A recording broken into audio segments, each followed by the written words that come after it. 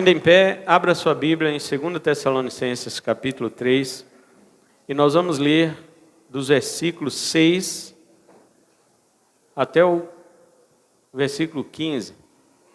2 Tessalonicenses capítulo 3, versículos 6 até o 15. Diz assim, eu vou ler na NVI. Irmãos, em nome do nosso Senhor Jesus Cristo, nós ordenamos que se afastem de todo irmão que vive ociosamente, e não conforme a tradição que vocês receberam de nós. Pois vocês mesmos sabem como devem seguir o nosso exemplo, porque não vivemos ociosamente quando estivemos entre vocês, nem comemos coisa alguma à custa de ninguém. Ao contrário, trabalhamos arduamente e com fadiga, dia e noite, para não sermos pesados a nenhum de vocês. Não porque não tivéssemos tal direito, mas para que nos tornássemos um modelo para ser imitado por vocês. Quando ainda estávamos com vocês, nós ordenamos isto: se alguém não quiser trabalhar, também não coma. Isso é Paulo, não sou eu não, viu?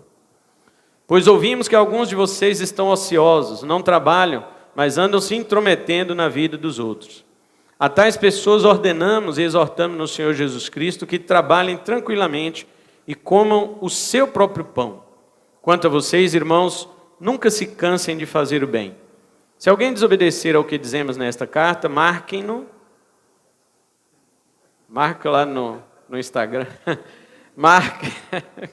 Marquem-no e não se associem com ele, para que se sinta envergonhado. Contudo, não considerem como inimigo, mas chamem a atenção dele como irmão. Amém? Podem sentar, irmãos. Irmãos, que assunto chato, né? Esse assunto do apóstolo Paulo para hoje é muito chato. Mas ele é um assunto necessário. As pessoas falam que a Bíblia não fala de tudo, né? A Bíblia fala de tudo, irmãos. A Bíblia fala de tudo. E durante esses domingos, tirando o domingo que vem, que estarei ali em Colorado, pregando na igreja presbiteriana do pastor Gilberto, mas nos próximos domingos nós vamos meditar sobre esse trecho aqui da palavra de Deus, né? Do versículo 6 até o 15. E eu chamo esta mensagem, este sermão que vai ser pregado em várias etapas, de trabalho, sustento e doutrina. Diga comigo, trabalho, sustento e doutrina. O apóstolo Paulo entra agora num assunto muito delicado e pessoal. Embora todos saibam que o trabalho é um dever, todavia nem todos procuram estar ocupados com isso. Há pessoas que pensam, e até pregadores, que já disseram, que o trabalho é consequência da queda. Alguns irmãos até já ouvi dizer assim: chegar no céu eu quero pegar Adão pelo pescoço, se bem que no céu não vai ter vingança, você não vai poder pegar ninguém pelo pescoço, né? Eu quero pegar quem inventou o trabalho e acabar com a raça dele. Bom, primeiro que Deus inventou o trabalho e você nunca vai acabar com a raça de Deus. É mais fácil Deus acabar com a sua. E, na realidade, o trabalho ele vem da criação, ele não vem da queda. Quando Deus criou o homem, ele já instituiu o homem para o trabalho. Deus criou o homem já dizendo as seguintes palavras, em Gênesis 1, 26, façamos o homem a nossa imagem conforme a nossa semelhança, e tenha ele domínio sobre os peixes do mar, as aves do céu, e sobre todo animal que rasteja pela terra. E diz também em Gênesis capítulo 2, versículo 7 em diante, que formou o Senhor Deus o homem do pó da terra e soprou em suas narinas fôlego de vida, e o homem foi feito alma vivente, e o Senhor plantou um jardim no Éden e colocou ali as árvores comestíveis e também a árvore da vida e a árvore do conhecimento do bem e do mal, e colocou o homem ali que fora criado para cultivar e guardar.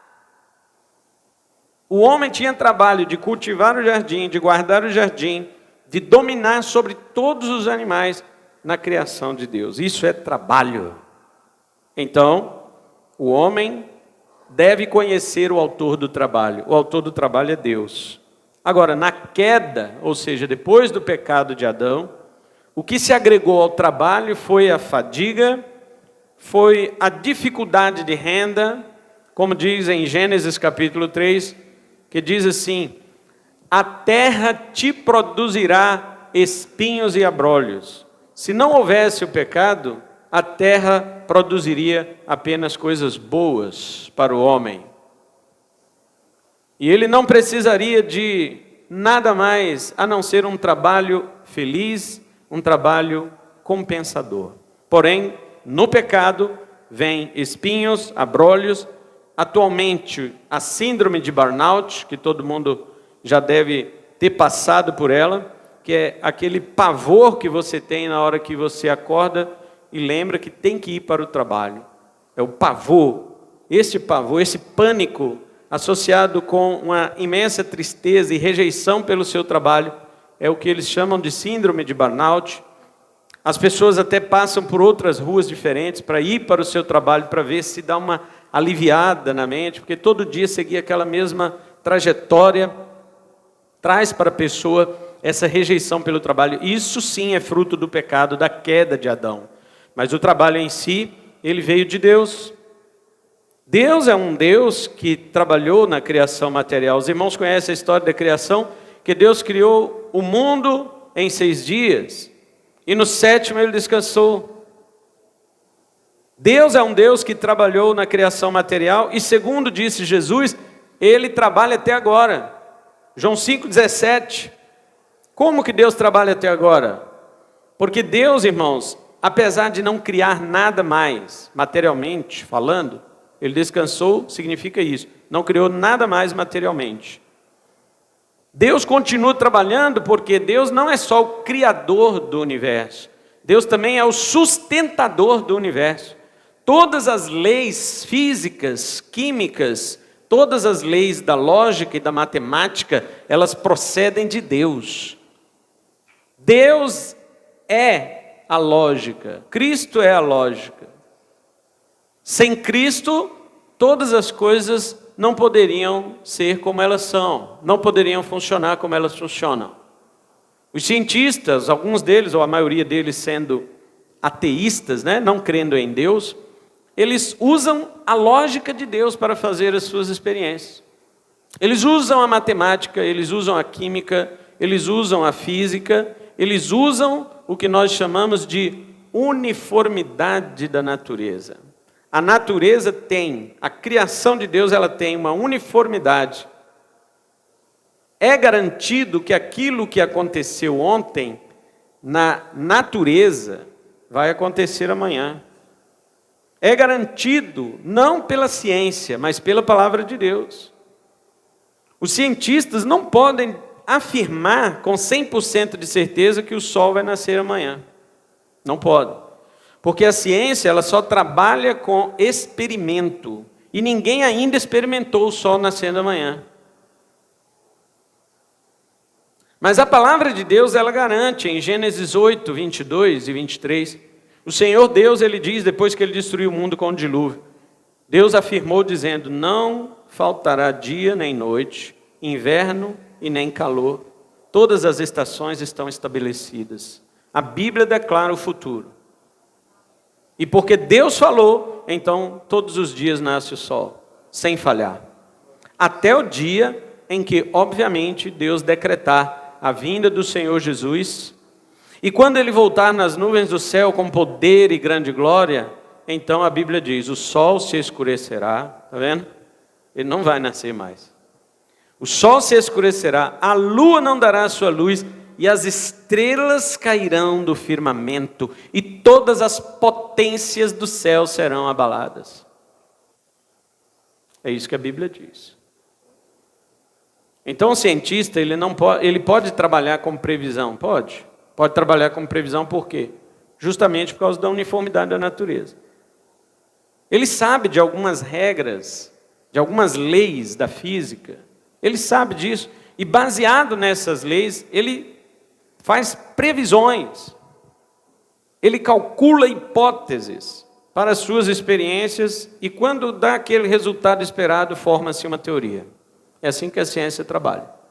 Mas por que os cientistas podem, por exemplo, confiar?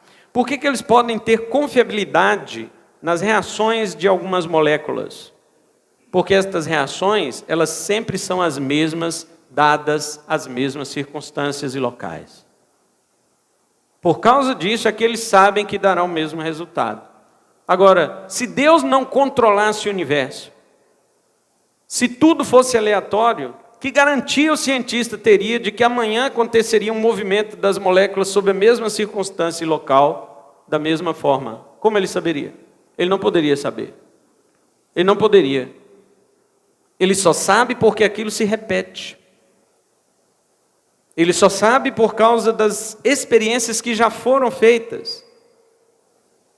Nós cristãos somos as únicas pessoas que temos a garantia da palavra de Deus, de que Deus é que cuida de todas essas coisas, dos micros e dos macros acontecimentos do universo. E por causa dele, nós temos a garantia que as coisas funcionarão. Mas Deus, ele não só sustenta o universo que ele criou. Deus também trabalha espiritualmente. A Bíblia diz que até hoje Deus cria nova natureza e vai colocando nas pessoas que ele vai convertendo. Vocês viram isso aqui hoje, no batismo? Vocês viram isto?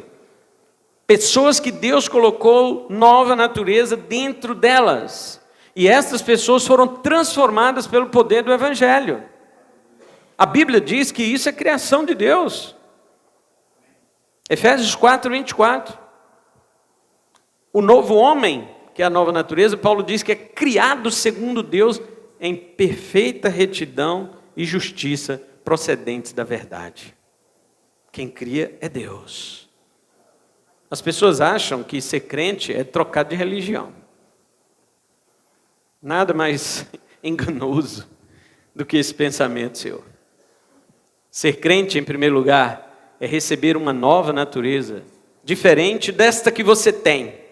Porque esta natureza que você tem sem Cristo, ela gosta do pecado, ela gosta das coisas que desagradam a Deus, ela ofende a Deus, ela gosta de manter a sua própria razão. Essa natureza que nós nascemos com ela, devido à queda de Adão, contaminou toda a humanidade, e então todos nós já nascemos desta forma. Nós nascemos brigões, nós nascemos insubmissos, nós não aceitamos, nós nascemos orgulhosos. Essa é a natureza humana.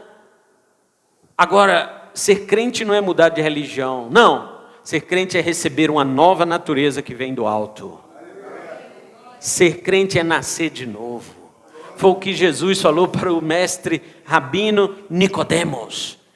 Você pode mudar de religião, meu irmão, mas isso só te manda para o inferno com outra roupa.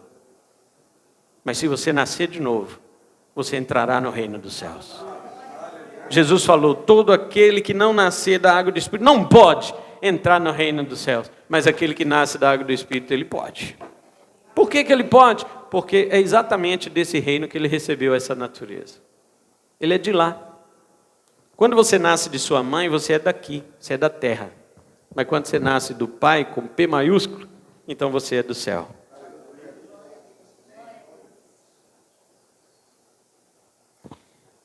Portanto, Deus trabalha até agora, tanto na teologia judaica quanto na cristã. A preguiça é condenada veementemente. No livro de Provérbios, não precisa acompanhar, porque são muitas referências, mas preste atenção. Encontramos recomendações para que o preguiçoso, primeiro, vá ter com a formiga e aprenda com ela. Foi pregado ontem aqui, eu falei, oh Deus, não deixa o Fernando ir muito fundo não, que amanhã minha mensagem é essa. Mas o Fernando já pregou um pouco, já deu uma pincelada sobre isso. Provérbios 6,6, vai ter com a formiga, ó preguiçoso. Considere os seus caminhos e seja sábio. Provérbios também ordena que o preguiçoso se levante do seu sono. Até quando, preguiçoso, ficarás deitado? Quando te levantarás do teu sono? Provérbios 6,9. O autor critica a postura do preguiçoso, uma postura repelente para aquele que lhe dá ordens. Ou seja, o preguiçoso não aceita a ordem dos seus superiores. Ele diz que é como vinagre para os dentes. Alguém mandar o preguiçoso fazer uma coisa. Imagina. Provérbios capítulo 10, 26. Ele alerta também que o preguiçoso não apanha nenhuma caça. Capítulo 12, 27. Diz o autor de Provérbios que o preguiçoso até deseja, mas não alcança. Capítulo 13, verso 4. Seu caminho é cheio de espinhos. 15 e 19. Diz também que ele ficará com fome. 19 e 15. Que não tem coragem nem mesmo de levar a mão à boca, mas esconde a mão no prato, com preguiça até de comer. 19 e 24. E também 26 e 15. Se bem que tem uns preguiçosos para comer, não tem preguiça não. Ele não lavra no outono, por isso mendigará na colheita. Capítulo 20, verso 4. Diz o autor sábio do livro de Provérbios que o desejo do preguiçoso o mata, porque suas mãos se recusam a trabalhar. Capítulo 21, 25. Diz ele também que o preguiçoso sempre inventa uma desculpa para a sua preguiça, dizendo que não sai para procurar emprego porque tem um leão nas ruas. Não tem um leão na rua, se eu sair ele vai me comer. Capítulo 22, 13 e 26, 13. Diz o autor de Provérbios que o preguiçoso rola para lá e para cá em sua cama, assim como uma porta rola para lá e para cá em suas dobradiças. Capítulo 26, 14. E finalmente o livro diz que o preguiçoso ainda se acha mais sábio do que 7 homens que sabem responder bem. Capítulo 26, 16. Confronte um preguiçoso em sua preguiça e ele vai te dar as melhores filosofias como resposta. Ele se acha sábio. No Novo Testamento nós também temos o Senhor daquela parábola dos talentos condenando o servo inútil e o chamando de mau e preguiçoso, Mateus 25, 26. Paulo testemunha contra os cretenses, os habitantes da ilha de Creta, que além de serem preguiçosos, ainda eram glutões, está vendo? Esse aqui não tinha preguiça de levar a mão à boca, não. Tito 1,12. Jesus diz que o trabalhador é digno do seu alimento, Mateus 10,10, como Paulo confirmou em 1 Timóteo 5,18. Jesus contou várias parábolas sobre pessoas designadas para trabalhar. Vai trabalhar na minha vinha, meu filho. 2 filhos, um disse que foi, não foi, outro disse que não ia, mas depois se arrependeu e foi.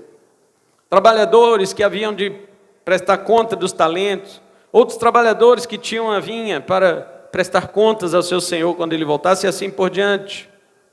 Jesus testificou o trabalho do seu pai e o dele próprio, João 5,17.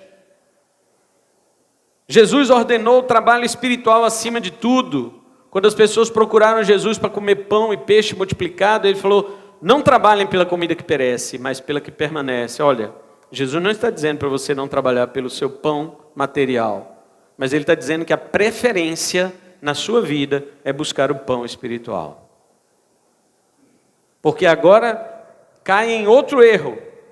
As pessoas começam a trabalhar tanto que se esquecem do reino de Deus. É isso que Jesus está alertando. Paulo trabalhou fabricando tendas conforme seu ofício, dando exemplo à igreja de Corinto para que trabalhasse. Atos 18:3, 20:35 e 1 Coríntios 4:12. Paulo também trabalhou com suas próprias mãos nessa igreja que nós lemos a carta aqui, 1 Tessalonicenses 2:9 e 2 Tessalonicenses 3:8. Paulo ordenou que os irmãos trabalhassem para ajudar os necessitados, em vez de furtar ou incomodar os outros. Efésios 4:28, 1 Tessalonicenses 4:11 e 2 Tessalonicenses 3:11 e 12. Enfim, a doutrina bíblica do trabalho é tanto no Antigo quanto no Novo Testamento. Alguém pode perguntar, por que Paulo entrou com esse assunto aqui? Ele estava falando da pregação da palavra de Deus, né? Por que ele entra com este assunto? Alguns comentadores pensam que essa doutrina de Paulo sobre a volta de Cristo causou este mal, que alguns tessalonicenses se afastaram do trabalho e passaram a viver uma vida ociosa, porque pensavam que a vinda de Cristo já estava próxima. Pode ter algum sentido nisso, mas Paulo mesmo não faz nenhuma associação da preguiça de alguns irmãos com a vinda de Jesus. Eu me lembro, quando eu era adolescente, que na nossa igreja, lá em Belo Horizonte, uns 3 jovens, eu era adolescente, eu era bem novo ainda, mas tinha alguns jovens, né, na faixa da idade aí de 20 e poucos anos, 3 deles se juntaram e disseram assim, vamos abandonar nossos empregos e vamos viver da obra. Vamos viver do reino de Deus. E eles 3 abandonaram o emprego mesmo. E começaram a pregar o evangelho na rua mesmo. Mas aí, uma coisa é você pregar o evangelho dia de sábado à tarde, domingo, está todo mundo em casa. Aí eles iam pregar na segunda, não tinha ninguém em casa, estava todo mundo trabalhando. Só eles que não. E eles ficavam procurando pessoas para pregar, cadê? Não acho. E achava gente na rua, ia falar, a pessoa não dava ouvido, porque estava correndo no seu trabalho, no seu dia a dia. E eles se frustraram. Ora, a Bíblia diz que o justo viverá da fé, eles falaram. Mas é isso que a Bíblia está dizendo? Largue o emprego e vá pregar o evangelho que eu vou sustentar você. É isso que a Bíblia diz? Não, viver da fé é outra coisa. É outra coisa. Viver da fé significa que quando você crê em Cristo, você tem a vida eterna, é só isso. Não significa vamos viver da fé, quer dizer, vou largar tudo que é material e vou agora fazer a obra de Deus que Deus vai me sustentar. Não, não é isso. Viver da fé, o meu justo viverá pela fé. O que é isso? O meu justo, quando ele crê no meu filho, eu dou a vida eterna para ele. É isso que Deus está falando. Não tem nada a ver com viver da fé, largar emprego para poder viver às custas de outros irmãos. Ah, mas já ouvi tanto isso. Já ouvi tanto pastores, pregadores falarem isso. Irmão, você trabalha de quê? Eu vivo da fé. Está parecendo aqueles comedores de sol, já viu? Aqueles espíritos que comem a luz do sol. Eu vi uma vez numa entrevista na televisão, um programa de entrevista, aí tinha um homem chamado Omar Sharif, né? Omar Sharif, o nome do cara. Era um velho, e aí o entrevistador perguntou para ele assim, você não come? Ele, não, eu coloco um amendoim na minha boca assim, e mastigo ele 72 dias. Você vive do quê? A luz do sol. De manhã cedo assim eu vou me alimentando da luz do sol. Olha, irmãos, deixe isso com eles, mas não confunda isso com viver da fé. Como é que você vive, irmão? Eu vivo da fé. Como assim? Você vai comer na fé? Como é que é isto? Não. A Bíblia, no Velho e no Novo Testamento, ordena: trabalhe, trabalhe. Porém, como Jesus já estava próximo de voltar, segundo a opinião daqueles 3 jovens da nossa igreja, eles largaram seu trabalho e foram evangelizar, porque eles achavam que quando Jesus fosse voltar, ia encontrar eles evangelizando. Alguns deles nem são crentes mais hoje, irmãos. Se Jesus voltar, Jesus vai dizer para eles assim, porventura, quando o Filho do Homem voltar, encontrará fé na terra? Lucas 18:8. Por isso, algumas pessoas pensam que porque Paulo falou tanto da vinda de Jesus naquela carta, na primeira carta e também no início da segunda, aquelas pessoas, elas abandonaram o seu trabalho, porque Jesus já está perto de voltar, o que é que eu quero fazer com o meu trabalho? Jesus está perto de voltar e todas essas coisas vão ficar por aí, o que eu quero com a minha casa, com o meu carro, com minha família? Pessoas abandonando famílias, abandonando suas posses, porque acham que Jesus vai voltar agora. Na realidade, Paulo já havia chamado a atenção dos Tessalonicenses na primeira carta, capítulo 5, verso 14. E a palavra grega que ele usa lá é a mesma que ele repete aqui. Aqui na NVI já traduziu por ocioso, mas no grego fala desordenado, irmãos que andam desordenadamente. Ora, essa palavra desordenadamente, ela pode servir para qualquer coisa. Pode servir. Se você anda desordenado, é que você está indo contra alguma regra. Qualquer regra que você vá contra, isso é andar desordenado. Mas como isso não surtiu efeito lá na primeira carta, agora ele manda que os crentes que trabalham se afaste daqueles que são preguiçosos, que não querem trabalhar. Ora, é uma atitude mais drástica, pelo que podemos entender que a ociosidade ou preguiça, ela não é uma prática aceitável na igreja de Cristo. Então vamos ver a doutrina que Paulo dá a respeito deste assunto, orientado pelo Espírito Santo. E hoje eu quero deixar somente este ponto, a doutrina. Como já vimos, todo ensino da Bíblia inteira é a favor do trabalho. Essa é a forma pela qual Deus ordenou que tenhamos o fruto de nossa recompensa.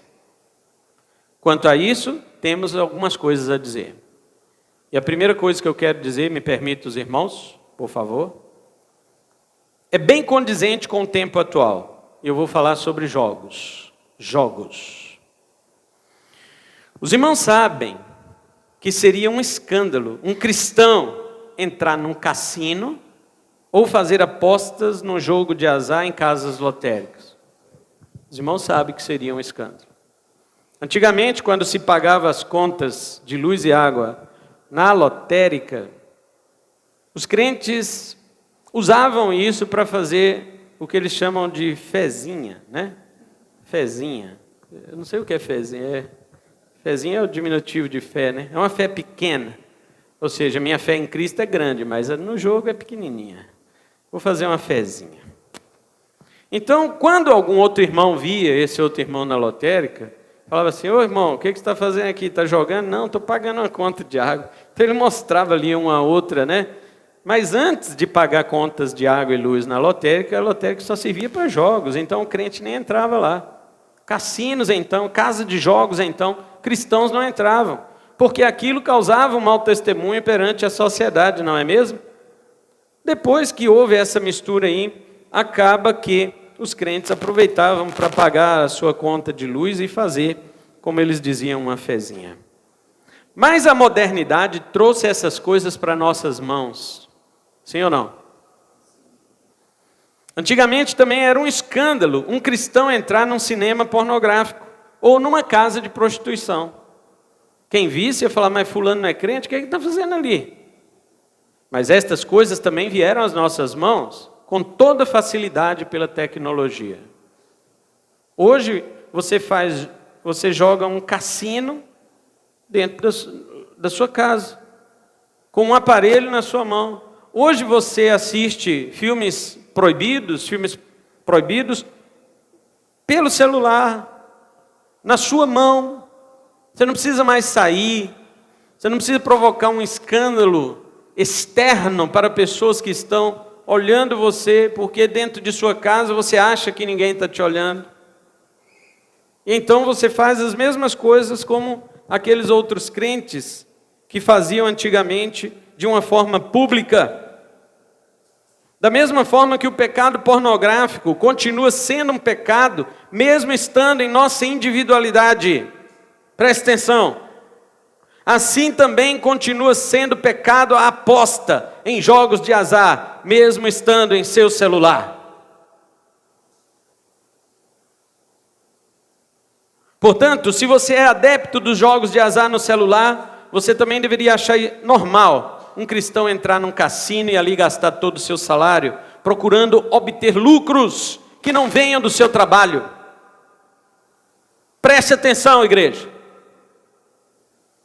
Ou você poderia achar normal um cristão frequentar casas de prostituição ou cabines sexuais. Mas como eu sei que você é contra isso, então por que você vive no jogo e nos vícios em seu celular? Por quê? Não é pecado porque você está sozinho? Quem é que determina o que é pecado? Não é Deus? Não é a sua palavra? E pecado não é a transgressão do mandamento de Deus? Então por que você acha que não é pecado? Por que você deseja o lucro do diabo em vez de obter o sustento pelo mandamento de Deus? Por que você confia mais em Satanás do que em Deus? Na palavra de Deus você obterá o salário, você obterá o fruto do seu trabalho através do seu esforço. É assim que Deus determinou, desde que Ele criou o homem, e mesmo na queda. Deus acrescentou dores, Deus acrescentou dificuldade na colheita, problemas no trabalho, isso sim, porque o homem mereceu. Mas Deus não excluiu o trabalho como a única forma de você obter a sua renda. Deus não excluiu. E qualquer coisa fora disso, ela vai de encontro. De encontro é diferente de ao encontro, viu, irmão? Ir ao encontro é a favor, ir de encontro é contra.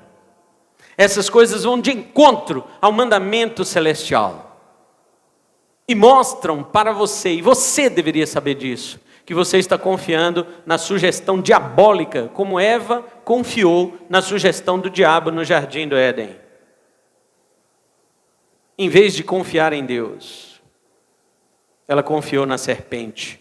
E não está diferente com você. Você confia no diabo.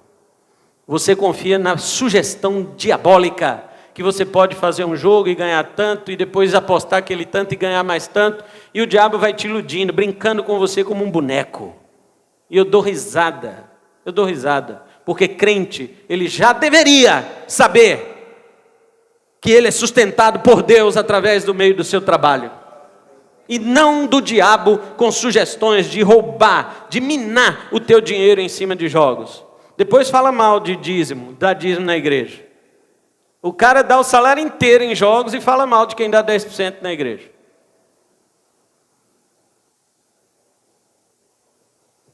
A prática dos pecados em oculto apenas nos desmascara e nos diz que não cremos realmente que Deus vê todas as coisas. E em segundo lugar, a prática de jogos em seu celular, ela apenas mostra para você que você não confia em Deus. Que você está muito bem satisfeito com a sugestão do diabo para você ganhar dinheiro fácil. E o diabo olha e diz: trouxa. O diabo zomba. O diabo humilha quem acredita na conversa dele. Arrependa-se disso. Chore sobre isso. E eu vou chorar com você. Mas enquanto você estiver achando que isso é lucro, eu vou rir também.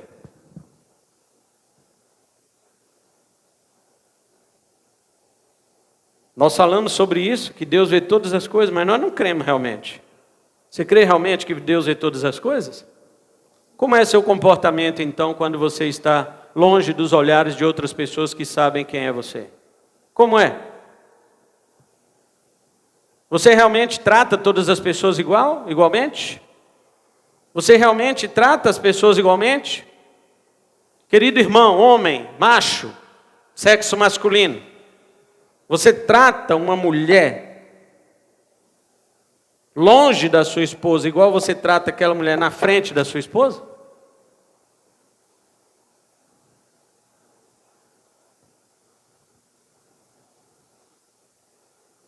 O que é que você acha? Que quando você está sozinho, ninguém está te vendo? Ora, o que Deus significa para você?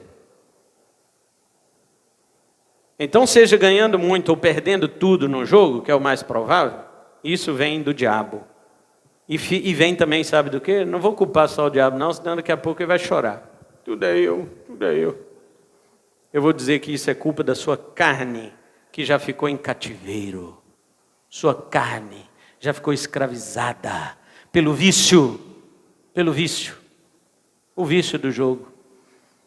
Você agora não pensa mais em ler a Bíblia, você só pensa em jogar. Você não quer que o teu esposo ou a tua esposa fique perto de você porque você quer acessar o jogo no celular. E se tiver alguém te olhando, vai incomodar você. Você quer que o culto acabe logo. Talvez por isso fique olhando para o relógio, querendo que esse pastor pare de falar porque eu tenho que jogar. Talvez muita coisa aconteça e comece o diabo a te escravizar. O diabo deve ter pensado assim: eu não sabia que ia ser tão fácil. Eu achei que eu ia ter trabalho de escravizar os crentes. Mas olha só, para mim foi eu estou falando de mim. Para mim foi uma surpresa saber que crente está no jogo do tigrinho. Para mim foi uma surpresa. E ainda disseram que eu estava jogando. Eu falei... Ainda falaram: não, o pastor joga. Mas como assim? Mas como que a miséria sabe? Agora sim, veja. Tem alguma forma de saber? Tudo bem, vamos lá. Alguns e-mails devem aparecer, alguns contatos. Eu não tenho redes sociais, os irmãos sabem disso. Minha única rede social é o YouTube, que eu posto essas pregações aqui da gente. Mas disseram que eu estava jogando. Eu falei: não, meu e-mail deve aparecer para alguém. Só pode, porque Eu nunca me cadastrei nisso, Senhor. Eu fiquei até na dúvida. Agora, será que eu jogo? E eu olhei no meu celular, não tinha nada. E falei, não, mas eu passei o meu antigo celular para minha filha, para ela brincar e tal. Desinstalei tudo ali, né, que fosse utilitário. Deixei algumas brincadeiras ali para ela. Mas ali estava o meu e-mail. Fui lá, peguei o celular da minha filha, conferi de cabo a rabo, como se diz. Não vi absolutamente nada. A pessoa ainda tem coragem de te colocar no meio da sujeira dela. Você está sujo, contaminado com as fezes de Satanás e quer me enrolar nesse meio? Você quer me enrolar no meio das fezes do diabo? Eu te repreendo em nome de Jesus. E ordeno, como autoridade dessa igreja, colocado aqui por Deus, como liderança desta igreja, eu ordeno em nome de Cristo, como Paulo ordenou aqui aos Tessalonicenses. Eu ordeno em nome de Cristo que você se arrependa. Que você desinstale essa praga, essa desgraça do seu celular e de sua vida. Seja crente.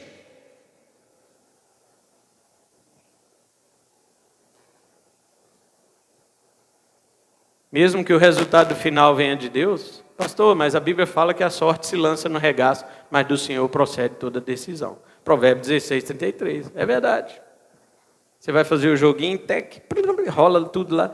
Só sai o resultado que Deus determinou. Isso é verdade. É verdade, porque eu acredito na Bíblia, é a Bíblia que fala isso. Que pode-se jogar o dado que quiser, pode-se jogar a sorte do jeito que quiser. É do Senhor que procede toda decisão, eu creio nisso. A Bíblia que diz, Provérbios 16, 33. Mas eu digo outra coisa. Deus está conduzindo o diabo para te colocar num cativeiro que somente a graça de Deus vai te livrar. Vocês acham que Deus não manda no diabo, não? Ah, pastor, mas o resultado do cassino é tudo, né? É tudo projetado ali, já é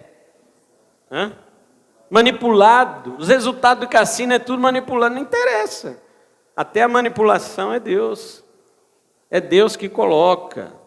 Para quê? Justamente para humilhar aqueles que confiam no dinheiro.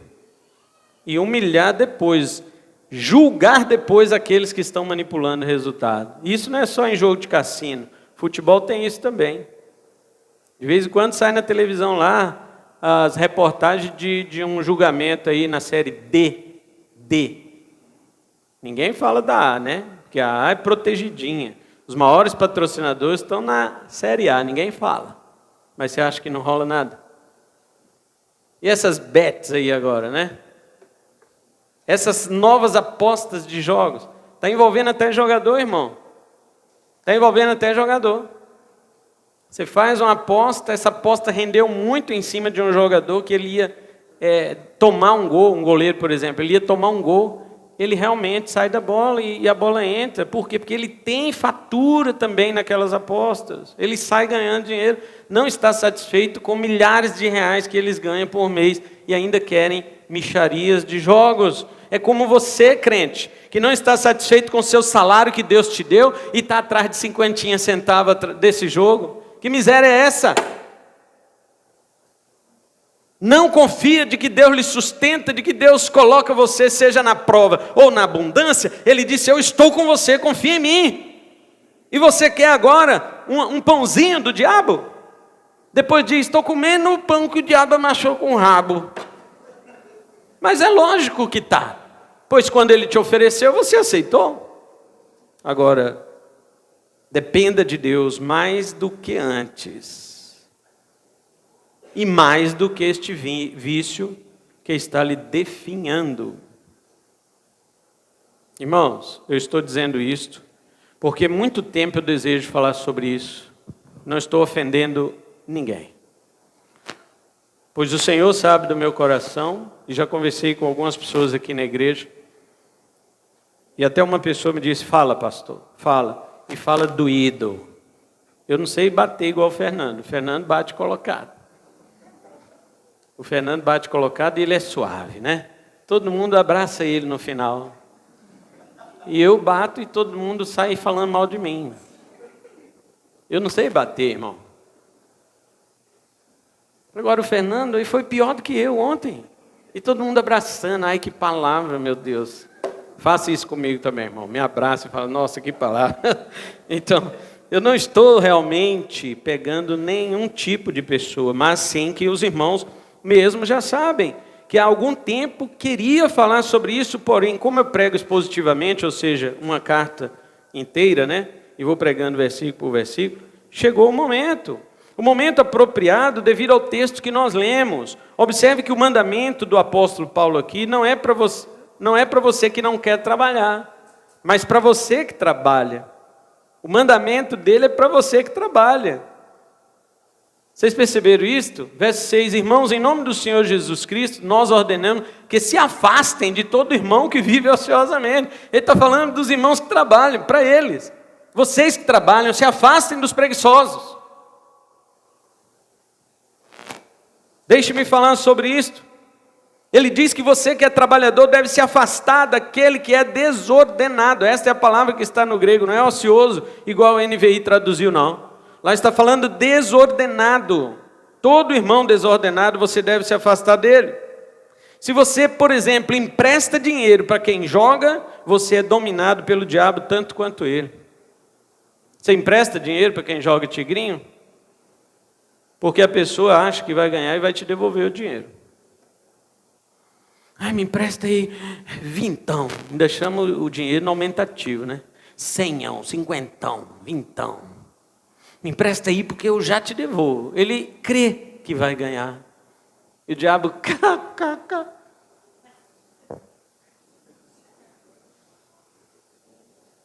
Pois se você empresta dinheiro para quem joga, você é dominado também. O diabo está manipulando vocês dois.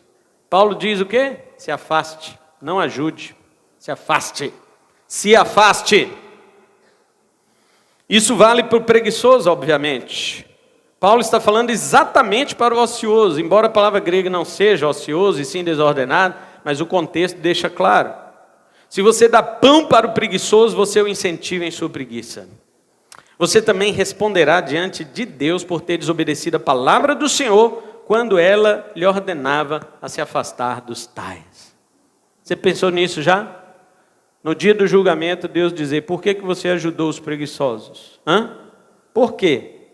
Porque você pegou o dinheiro que eu lhe dei para estimular pecadores preguiçosos que estavam contra mim, quando a minha palavra já ordenava para você se afastar dele. Por quê?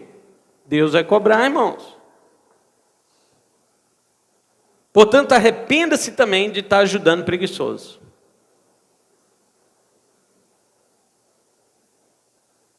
É claro que isso exclui as pessoas deficientes, que ainda não têm aposentadoria. Óbvio, não estamos falando desse tipo de pessoas. Isso também exclui as viúvas que ainda não estão amparadas, nem pelo governo e nem pela família. Agora preste atenção em mais uma coisa. Paulo diz em 1 Coríntios 5, que as viúvas não devem ser sustentadas pela igreja. Pasmem, não é isso. 1 Timóteo capítulo 5. O apóstolo Paulo diz que as viúvas não devem ser sustentadas pela igreja. Não. Elas devem ser sustentadas por sua família. Seus filhos e netos é que têm que cuidar delas. É isso que o apóstolo Paulo diz. A não ser, olha, a cláusula de exceção. A não ser que estas viúvas não tenham filhos.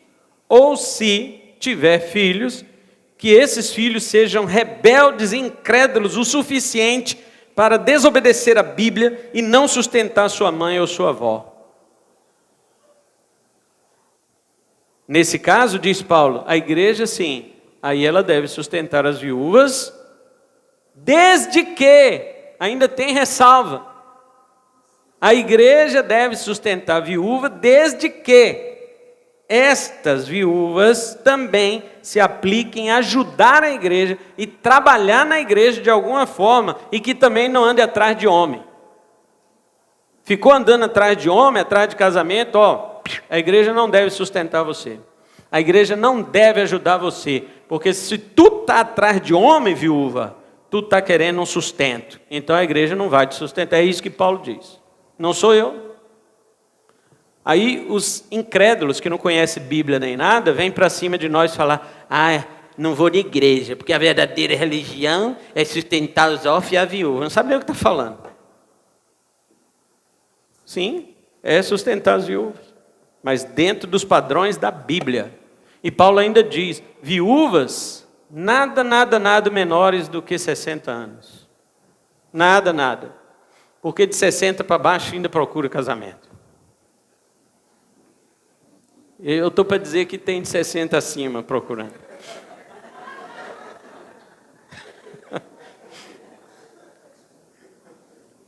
Agora as que são verdadeiramente viúvas. E Paulo proíbe a viúva se casar, irmãos? Claro que não.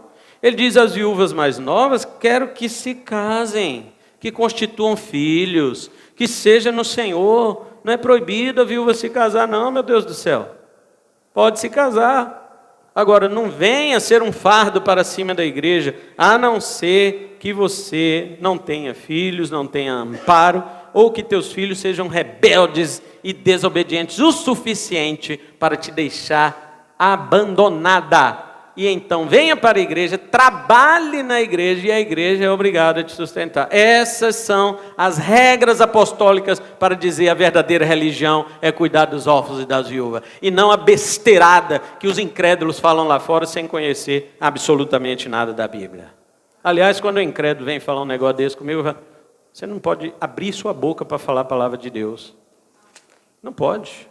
Olha aqui. Salmo de número 50. Salmo de número 50. Verso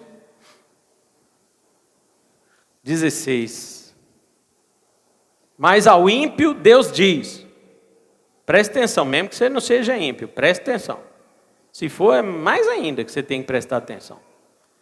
Mas ao ímpio Deus diz: que direito você tem de recitar minhas leis? Ou de ficar repetindo a minha aliança?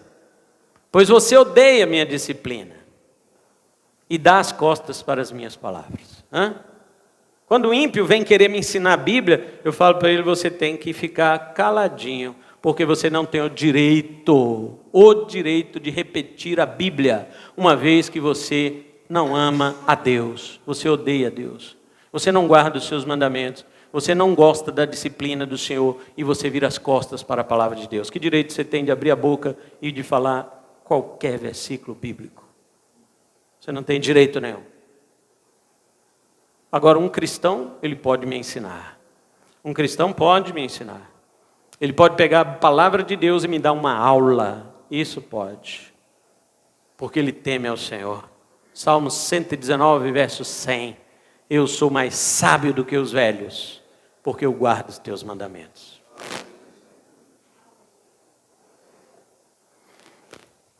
Então, Paulo diz que a igreja deve sustentar estas viúvas, desde que elas se apliquem a ajudar na igreja. Excluímos também aqui pessoas que não conseguem emprego por algum tempo, visto que essa situação é temporária. Lógico, a pessoa está procurando emprego, todas as portas se fecham. É óbvio que a igreja tem que cuidar dessa pessoa. Mas por um tempo. Porque Deus não deixa isso acontecer para sempre. Pois se o trabalho é uma ordem de Deus, como é que ele vai fechar sobre você uma coisa que é ordem dele? A não ser que Deus tenha um plano de tratamento com você. Deus falou isso para o meu pai uma certa vez. Você não vai trabalhar. Eu vou te sustentar. E meu pai, claro, com 5 filhos, homens, e uma esposa para cuidar, com um currículo de gerente da Coca-Cola, na época, ele obviamente levou o currículo para as grandes empresas de bebida em Belo Horizonte, e todas olhavam para o currículo dele e diziam não, querendo dizer sim, mas Deus fazia elas dizer não. E quando a coisa apertou de toda forma, meu pai aprendeu um serviço de trabalhar, de consertar panela de pressão, fogão, essas coisas domésticas. E aí começou a sair de casa em casa, conserta fogão e panela de pressão. E as mulheres: pode vir aqui, senhor. Ele ia lá, consertar, ficava filé. Aí, ganhar um dinheirinho daqui, outro dali. Eu estou aqui, ludibriando Deus. Aí viajou. Se aqui rende, lá fora muito mais. E viajou para o Espírito Santo, e quando chegou lá, dentro do hotel, no vaso sanitário, caiu, quebrou o vaso e enfiou na costela dele, quase atingindo o seu pulmão. Sangrando, em dor, desespero, e levado ao hospital, Deus disse para ele: eu falei para você que eu ia fechar as portas e que eu que vou lhe sustentar. Confia em mim. Quando eu falo isso aqui, às vezes as pessoas podem dizer: então eu vou fazer isso também, né? Deus vai me sustentar. Deus falou com meu pai, não foi com você. E quando meu pai entendeu a mensagem de Deus, o Senhor começou a abençoar a nossa casa, irmãos. Começou a abençoar. Já contei até aqui um testemunho disso, não foi? Uma casa pequenininha que a gente morava de emprestada. A casa não era nem alugada, era emprestada, que a gente não tinha dinheiro para pagar nem aluguel. E os vidros tudo quebrado da janela, né? Aquelas janelinhas, tudo, né? Um vidrinho daquele quebrado lá. Meu pai chamou a gente à noite, mostrou as latas de mantimento vazias e disse: filhos, vamos orar, porque não tem mais comida. Vamos orar para dormir. E deixou as latas ali, nós oramos e fomos dormir. No outro dia de manhã, meu pai chamou todo mundo: venham todos. E chegamos na cozinha. A mesa estava cheia de produtos de alimento. 1 quilo de feijão, 1 quilinho de açúcar, coisas que dava para passar pelo buraco daquela janela. Estava lotada a mesa. Aí quando meu pai abriu a porta para sair, na varanda estava cheio de mantimentos. O que não dava para passar pela janela ficou colocado na frente da nossa casa. E Deus falou assim: eu disse que vou te sustentar. E meu pai pegou aquilo ali, fez a nossa cesta de casa, a nossa despensa, e o restante ele foi ajudar os outros irmãos que também não tinham. Foi dividir, distribuir. E naquele dia meu pai disse: eu confio no Senhor. Nunca mais faltou nada para nós. Nunca mais faltou nada para nós. E Paulo diz que isto, meus irmãos, é providência de Deus. Mas se você tem essas situações de doença, não tem encostamento ou aposentadoria, é uma viúva que realmente não tem filhos que lhe sustentem e trabalha pela igreja e não quer casamento, ou se você tem filhos menores, né? Seus filhos menores, eles não vão trabalhar. A esposa que é do lar, a esposa tem o direito, né? Ela tem o direito de dizer para o seu marido: eu não quero trabalhar fora. Você é o homem, você vai sustentar a casa. Ela tem o direito se ela quiser. E o homem tem que se virar. Tem que se virar, se ela falar isso. É lógico que o feminismo colocou na cabeça das mulheres que não, elas têm que trabalhar fora. Algumas ainda chegam a dizer: é para ajudar dentro do lar, mas a maioria fala assim: não, é para ter meu dinheiro. Meu dinheiro. Não é? É uma coisa do tigrinho, né? Só muda que está lá é o meu dinheiro. Pois bem, tudo bem se você quiser. Hoje não é proibido, né? Mulher ter o seu trabalho. Mas nunca crie confusão dentro de sua casa por causa disso. E se você quiser ficar em casa, trabalhe mesmo assim em sua casa. Dê trabalho para o seu filho. Fala para ele recolher o lixo. Fala para ele arrumar a sua cama. E tudo que ele fizer ali, você recompensa. Porque, irmãos, trabalho merece salário, sim ou não? Trabalho merece salário. Se o seu filho trabalhou, dá dinheiro para ele. Para ele ver que a coisa funciona dessa forma. Uma vez parei no sinal ali, estava de carro, eu e minha filha. Aí veio um mendigo lá e: moço, me dá aí um dinheiro. Eu falei: não dou não. Eu tenho um terreno lá em casa cheio de mato, você quer capinar? Eu não. Eu falei: também não dou nada para você. Aí a Mica: pai, por que você não deu? Porque você dá para mim. Aí eu falei: você é minha filha. Ele não é. E outra, ele tem que trabalhar, porque ele tem saúde, ele pode trabalhar.